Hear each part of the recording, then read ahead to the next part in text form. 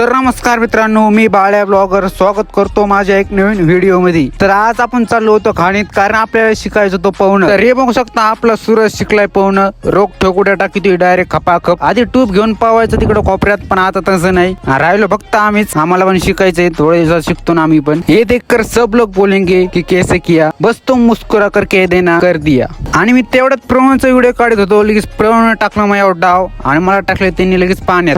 आणि लगेच आपण आलो बिर्याणी खायला, कारण पाऊ आपल्याला लागली होती भूक। मग काय आलो बिर्याणी बशी आणि वाटली दोघा भावांना आपल्या बिर्याणी। पैसा लई आपल्याकडे, म्हणलं चला जाऊ द्या आज भावावर खर्च करू आपले। आणि बिर्याणी खाऊन झालं की लगेच आपला आद्या म्हणला चला ज्यूस प्यायला। मग आलो जीएसपी बशी ज्यूस प्यायला। ज्यूस ऑर्डर केली तेवढ्यात आला आपला सनी भैया। मन बलवान लागे चट्टान रहे मैदान में आगे।